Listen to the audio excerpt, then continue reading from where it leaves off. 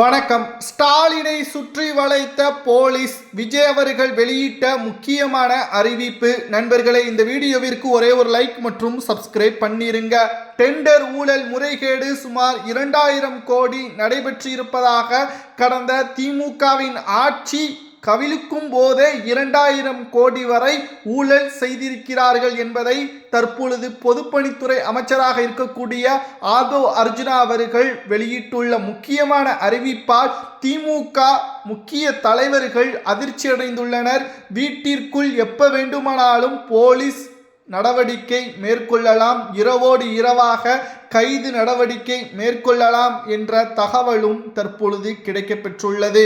சுமார் 15 நாட்களாக விஜய் அவர்கள் முதல்வராக பொறுப்பேற்றதிலிருந்து 15 நாட்கள் பொதுப்பணித்துறையில் முக்கிய கவனங்களை செலுத்தி IAS அதிகாரிகளுடன் ஆலோசனை நடத்தி கிட்டத்தட்ட 200 டெண்டர்களை ரத்து செய்துள்ளார். மேலும் திமுக ஆட்சியின் பொழுது சுமார் 2000 கோடி வரைக்கும் டெண்டர்களுக்கு முறைகேடு செய்திருப்பதாக ஆதாரங்களை IAS அதிகாரிகள் கொடுத்த நிலையில் அனைத்து டெண்டர்களையும் ரத்து செய்து புதிதாக டெண்டர்களை அறிவிக்கக்கூடிய தேதியும் பின்னர் அறிவிக்கப்படும் என்பதையும் தற்பொழுது ஆதவ் அர்ஜுனா அவர்கள் தெரியப்படுத்தியுள்ளார். தமிழ்நாடு முதலமைச்சர் விஜய் அவர்களது தலைமையிலான புதிய அரசு நிர்வாக காரணங்களுக்காகவும் விதிமுறை மீறல்கள் மற்றும் புகார்கள் காரணமாகவும் சுமார் 200க்கும் மேற்பட்ட குறுகிய கால டெண்டர்களை அதிரடியாக ரத்து செய்துள்ளது. கிட்டத்தட்ட மே 13ஆம் தேதி முதல் மே 22ஆம் தேதி வரை வெளியிடப்பட்ட குறுகிய கால டெண்டர்கள் அனைத்தும் ரத்து செய்யப்பட்டுள்ளது. மிகப்பெரிய ஒரு ஊழலை திமுக செய்துவிட்டது. ஆதவ் அர்ஜுனா அவர்கள் கூறுவது என்ன தெரியுமா? இதில் யாருக்கெல்லாம் பங்கு இருக்கிறது என்று தெரியுமா? கிட்டத்தட்ட திமுகவின் மூத்த நிர்வாகியாக இருக்கக்கூடிய முன்னாள் அமைச்சரான துரைமுருகன், KN நேரு, பொன்முடி, கிட்டத்தட்ட முதல்வராக இருந்த ஸ்டாலின் உள்ளிட்ட பலரது பெயரும் இதில் அடிபட்டுள்ளது. மேலும் தனியார் நிறுவனங்களிடம் மாதம் அமைச்சர்களும் அமைச்சர்களது குடும்பங்களுக்கும் ஒரு தொகை செல்லுமா? இதனால் தமிழ்நாட்டின் மக்களின் வாழ்வாதாரமும் பொருளாதாரமும் தான் பாதிக்கப்பட்டுள்ளது. கிட்டத்தட்ட திமுக இந்த 5 ஆண்டுகளில் மட்டும் சுமார் 5 லட்சம் கோடி இவர்களாகவே தானாக போலியான பில்களை செலுத்தி மக்களது வரிப்பணத்தை இவர்கள் ஊழலாகவே சம்பாதித்துள்ளனர். மேலும் தமிழ்நாட்டில் 5 லட்சம் கோடி கடன் பெற்றது. 5 ஆண்டுகளில் எந்த ஒரு புதிய திட்டங்களும் மிக பெரிய அளவில் செய்யவில்லை. திமுக சில திட்டங்களை அறிவித்து முடித்திருக்கிறது. ஆனால் அதிலும் மிகப்பெரிய ஊழல்தான். 2 நாட்களுக்கு முன்பாக தமிழக முதல்வர் விஜய் அவர்கள் 40 வாகனங்கள், மருத்துவ உபகரணங்களுக்கான 40 வாகனங்களை வாங்கியுள்ளார். அதன் மதிப்பு 2 கோடியே 80 லட்சம் தான். ஆனால் கடந்த ஆட்சியில் முதல்வர் ஸ்டாலின் அவர்களும் 80 வாகனங்களை வாங்கியுள்ளார்.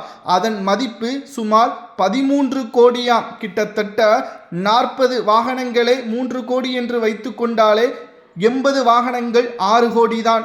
ஆனால் திமுகவின் ஆட்சியில் மட்டும் கிட்டத்தட்ட 13 கோடி, சுமார் 7 கோடி அதன் மூலம் ஊழல் செய்யப்பட்டதை மக்களை கண்கூடாக பார்த்துவிட்டார்கள்.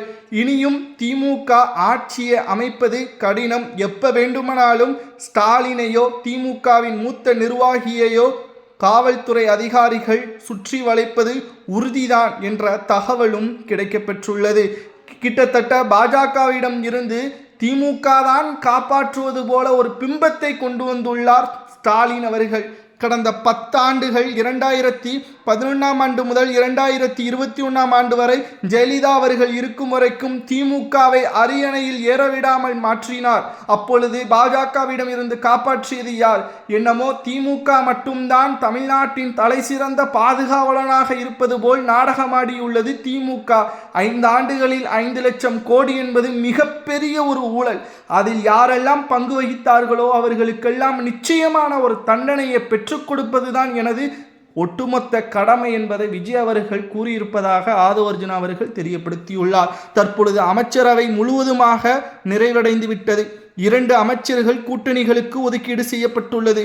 திமுக கூட்டணியில் அங்கம் வகித்த 50 ஆண்டுகள் அங்கம் வகித்த முஸ்லீம் லீக்குக்கும் 15 ஆண்டுகள் அங்கம் வகித்த திருமாவளவன் விசிகாவிற்கும் ஒரு அமைச்சரவை என்று ஒதுக்கப்பட்டுள்ளது. காங்கிரசிற்கும் 2 அமைச்சரவைகள் ஒதுக்கப்பட்டுள்ளது. இதனால் விஜய் அவர்கள் எந்த ஒரு தடையும் இல்லாமல் 5 ஆண்டுகளை நிறைவேற்றுவார். தற்பொழுது இந்த 5 ஆண்டுகள் என்பது வெள்ளேறிக்கை வெளியிடும் பட்சத்தில் கிட்டத்தட்ட ஒவ்வொரு துறை சார்ந்த, அதாவது இது ஒருவர் மீது திணிக்கக்கூடிய கட்டாயம் காவல்துறை நடவடிக்கை அல்ல. ஒவ்வொரு துறை சார்ந்த அமைச்சர்களும் சிட்டிங் அமைச்சர்களும் கடந்த ஆட்சியில் செய்யப்பட்ட ஊழல்களை வெள்ளேறிக்கையாக வெளியிட வேண்டும் என்பதைத்தான் விஜய் அவர்கள் கூறினார். அதை இறுதிக்கட்ட நடவடிக்கைகளையும் மேற்கொண்டு வருகிறார். திராவிட முன்னேற்ற கழகத்தின் ஆட்சி இனி தமிழ்நாட்டில் 1% கூட அமையாது. இதற்கு முக்கியமான காரணங்கள் உதயநிதி, சபரீசன் நடத்திய பெண் நிறுவனம், சேகர் பாபுவை முழுமையாக நம்பியது, ஒட்டுமொத்தமான திமுகவின் மூத்த நிர்வாகிகள் பெண்களையும் முதியவர்களையும் அவமானப்படுத்தும் விதமான பொது வெளியில் பேசியதும், கிட்டத்தட்ட திமுக மன்னர்கள் ஆட்சி போல சிறு சிறு உதவிகளை செய்துவிட்டு திமுக தான் தமிழ்நாட்டின் பாதுகாவலன் என்று கூறுவதும், மத்திய அரசு பெறக்கூடிய அந்த நிதியை இவர்களே தடுத்து நிறுத்தியதும் முக்கியமான காரணம். பாஜக தமிழ்நாட்டின் மோசமான கட்சி என்று இவர்களே ஒரு பிம்பத்தை உருவாக்கியுள்ளனர். தமிழ்நாட்டிற்கு எந்த கட்சி தேவை, எந்த கட்சி தேவையில்லை என்று தமிழக மக்களுக்கு நன்றாகவே தெரியும். இப்பொழுது இருக்கக்கூடிய ஜென்சி பசங்க அதை தெளிவாகவே முடிவு எடுக்காங்க. கிட்டத்தட்ட தமிழ்நாட்டில் ஸ்டாலின் அவர்கள் கொளத்தூர் தொகுதியில் போட்டியடைந்து தோல்வியை தழுவியுள்ளார். 3 முறை வெற்றியடைந்து கிட்டத்தட்ட தோல்வியை தற்பொழுது தழுவியுள்ளார் என்றால் அதற்கு காரணம் என்ன? நீங்கள் உங்களது குடும்பம், உங்களது பேரன் கிட்டத்தட்ட குறுகிய காலத்தில் 21 வயதிலேயே ஒரு தனியார் நிறுவனம் சிஓவாக பொறுப்பேற்றுள்ளார். ஆனால் தமிழ்நாட்டில் பல இளைஞர்கள் வேலையில்லாமல் நிலைகுலைந்து நிற்கிறார்கள். அவர்களுக்கான வேலைவாய்ப்பை உங்களுக்கு அதிகாரங்களை கொடுத்த போதிலும் தமிழ்நாட்டில் வேலைவாய்ப்பு இல்லை. ஆனால் உங்களது மகன்கள், பேரன்கள், மகள்கள் அனைவருக்கும் சொகுசான வாழ்க்கை, ஆடம்பரமான வாழ்க்கையை பார்த்து இளைஞர்கள் கடுமையான கோபம் அடைந்துதான் இந்த மாற்றத்தை கொண்டு வந்துள்ளனர். இது ஜென்சிக்கான தலைமுறையினருக்கான மாற்றத்தை உருவாக்கக்கூடிய அரசியல் களமாக மாறிவிட்டது. இனியும் நீங்கள் சாதியை வைத்தோ, மதத்தை வைத்தோ, பணத்தை வைத்தோ ஓட்டுக்களை கேட்டீர்கள் என்றால் நிச்சயமாக நீங்கள் மீண்டு வருவது கடினம்தான் என்பதையும் அரசியல் வட்டாரங்களில் நம்மால் பார்க்க முடிகிறது. திராவிட முன்னேற்ற கழகத்தின் தலைவராக இருந்தாலும் சரி, முன்னாள் அமைச்சர்களாக இருந்தாலும் சரி, காவல்துறையினரும் போலீஸ் ஒட்டுமொத்தமாக உங்களை சுற்றி வளைப்பது உறுதிதான் என்ற தகவலும் தற்பொழுது கிடைக்கப்பெற்றுள்ளது.